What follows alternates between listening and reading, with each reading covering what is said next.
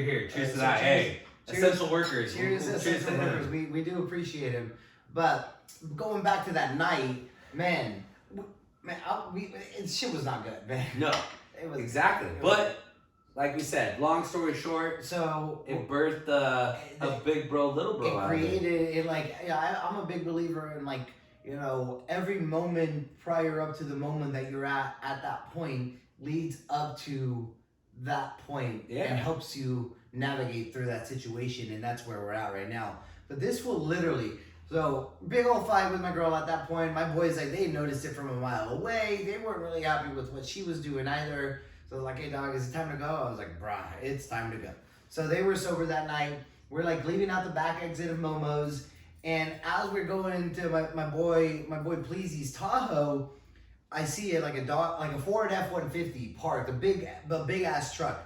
And I literally see a head. Like just hair. There's like a lot of pelo, a lot of hair underneath the back tire. All I see is hair, and I'm like, what the fuck? What? I don't even remember what I was dressed as. I remember that Phil had a costume. He had a costume bin, and I remember I took out like a flannel shirt. With, I want to say you were the Scarecrow. Yes, I was. Great memory. See, I took a flannel shirt with like what's it called? Hay that's on the that he had like stapled on the sleeves. And threw that on. And that was my outfit. So you were the Scarecrow, which, hold on, what's the Scarecrow's thing? He doesn't have a head. He doesn't have a head. Fucking irony. The irony in that one. This motherfucker literally did not have a fucking head that night. All I saw was his head. And literally, like, I shake him. I was like, hey, bro, like, you can't be sleeping under here. He's like, no, I'm good. His head was literally underneath the back passenger tire of an F-150, and his entire body was underneath the truck. So if anybody walks up to the truck, they're not looking at what's around the truck. No, they're getting in and they're backing up, which means that his little scarecrow ass head would have been pumpkin juice all over the fucking pavement. So we said no. So Donny wasn't really responsive that time, and at the same time too, like, I didn't know him that well. But I was like, I can't fucking leave this dumbass. So I dragged his ass. Fortunately, you're not like we said, he's not tall, but he's also not small. So I dragged him away from under the truck. Wasn't the hardest move, but it was a move nonetheless. We put you in the back of the Tahoe because we really didn't know what was gonna happen. Nah. And we ended up taking you home. I didn't even have your phone number. We dropped you off, and I was like, hey, like, you're on your own. We dropped you off at La Rive. La Rive, because I lived in La Rive. And what's funny is, again, this is where you hear other pieces of stories. I didn't even make it back to my apartment. I made it to somebody else's apartment. Who? Where they lived at the front of La Rive. Don't tell me it was a girl. Nah, it wasn't a girl. That would be a better story. Those two dudes, yeah. Very pike of you. Yeah, two dudes go party at their house with more dudes. Yeah. We were pretty good at the dude parties back in the day. Hey, dude parties. But, anyways, so that's kind of how we became big bro, little bro. Cheers to that. See, I saved your life. You saved my life, big bro, little bro. Tell you everyone, you can trust your life with me. I'm saving him out here. All right. Well, that's good then. I mean. So you had a good Halloween. I had a good Halloween, but if we're being honest, it was all right. But my favorite holiday is still upcoming. Thanksgiving? Not Thanksgiving. Blackout Wednesday. Black Wednesday? Black Wednesday. Why? That is literally, I look forward to that holiday more than Christmas, more than Halloween, more than 4th of July, more than Memorial Day weekend. I know why. It is. You want to fuck your ex-girlfriend from high school? Man, I couldn't even. I'm pretty sure she's married now, honestly. You can still fuck her. I mean, that's true. Hey, promiscuous. I don't promote adultery, by the way. But if it happens, like, we are to that age where adultery is happening. So. Hey, promiscuous, you know? That's not your fault. You're the single one. I'm the single one. I can't control that. But, Okay.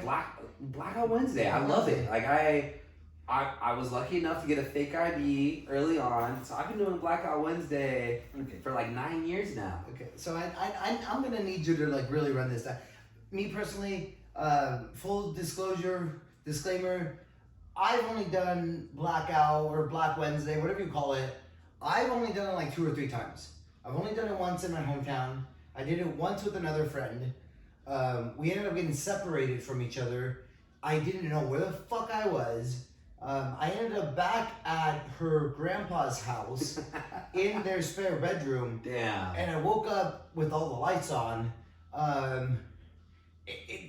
So I don't, and I've only done it a couple times. I just don't get the value of it. But you're gonna have to like tell me why it's so great. So like, because you know what, I don't like going back. Like I don't know, maybe call me weird, but going back to your hometown and running into all the people that you haven't seen since high school who aren't doing much with their lives. For me, I don't like it because it feels weird to me because I have advanced in my life. Yeah, no, it's a good call. I'll say this. I'm one of those... no offense to anybody that hasn't advanced. Disclaimer, the ticker tape's running down at the bottom right now. No offense. No judgment. Party Shorts is held not responsible for any hurt feelings on this podcast. I'll say for me, this is my thing. I mean, this is one of our many adventures where you've partied in Santa Barbara. You've seen State Street. I have. You've seen how fun it is down there. There's something about it. There's something about, and like, I'll say this, for a majority of people in Santa Barbara, because it's so small, people can't wait to leave.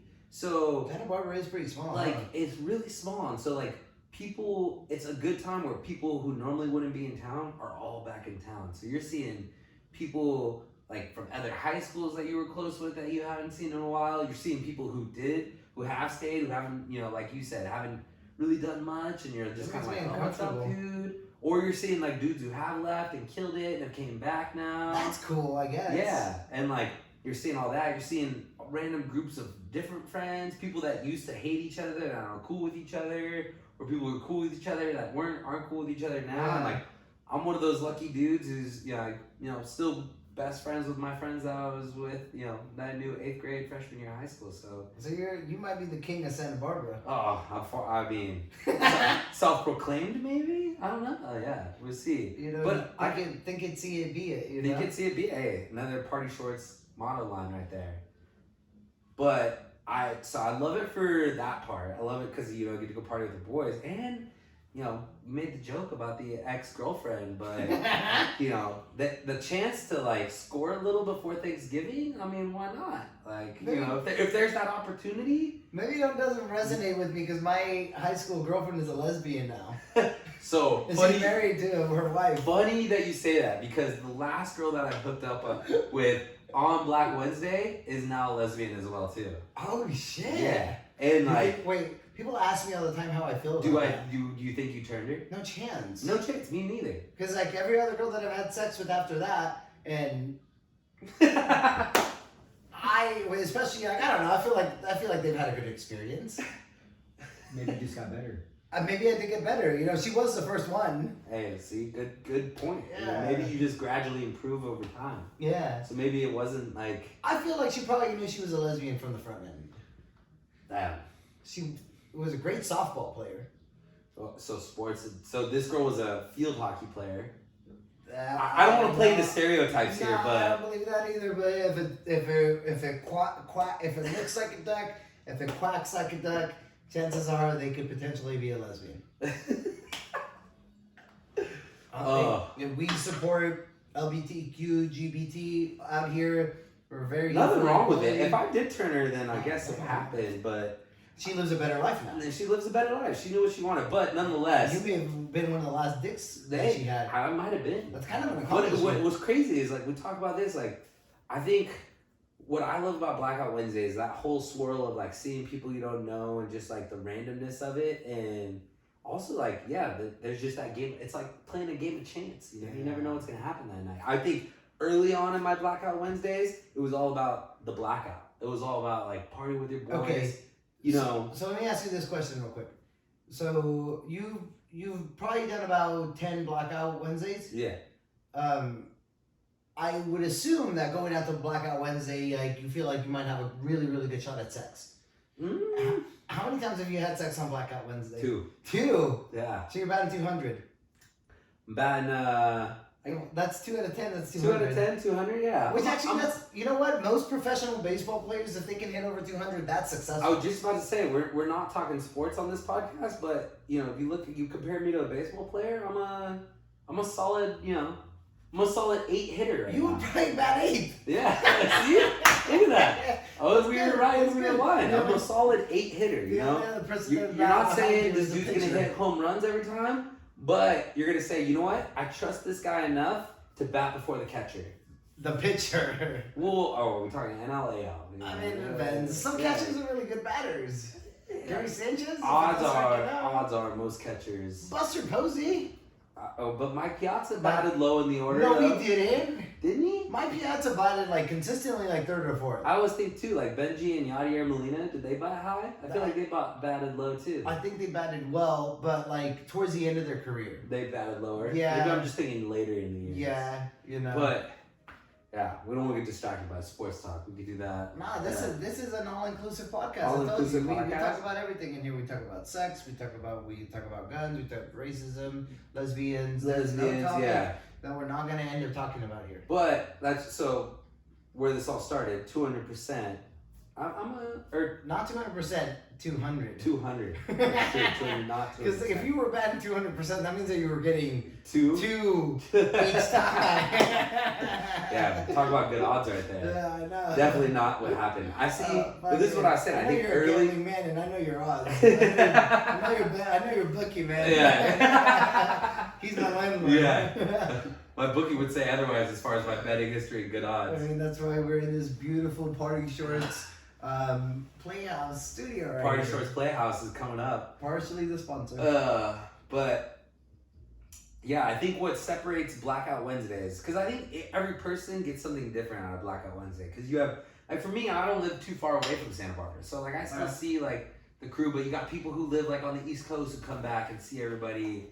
And like that's gonna be the one time in that 4 days that they go out and party. So they're just trying to live it up, you know? Yeah. They're trying to party out. Or you got the locals who are like, oh man, I'm always here, like you're back. Or you got people like me who come back enough to where you see everybody, but there's people you don't see, you know? Yeah. That one person off and I guess I see the value in it. yeah. I'm not gonna knock it. I think what changed for me is like early in the Blackout Wednesdays, it was the thrill of being out too, because I had a fake ID. I was like out there with like friends that I had who were older than me, and they're like, "How are you here?" You know. And then like as it progressed, then it just turned into seeing people, and then I think just struck while the iron was hot and happened to. But nothing makes more for an awkward walk of shame. I will say this: as much as I love Black Wednesday, nothing sucks more than the walk of shame Thursday back to Thanksgiving. Damn. I was gonna say, man. Dude, I woke up on Thanksgiving morning, and me and my homegirl, I stayed with her. We went to McDonald's, buzzed over the fuck at like 7 a.m. And then I had to like go back home to see my family. It's crazy. It's that's the thing. It's like, so, you know. I didn't like that. I will say. You do it every year. You can't say you don't like it. It's not that I mind it, but it is. Your parents are chill though. My parents are chill. His but parents like, are chill as fuck though. They housed us and they bought us a hotel. They bought us a hotel because they were like, no, you guys don't. We don't want you staying here. You got too many dudes. His mom cooked us up some bomb ass. We got some bomb ass enchiladas. And we went on. But so being that we are this like, you know, big Mexican family, we're all open with each other and stuff. My mom will always call me out because like if I don't come home, it means one of two things. Like either A, I stayed at a buddy's house because I got too drunk, or B, I got laid. And so like mama's, you know, mama's not dumb.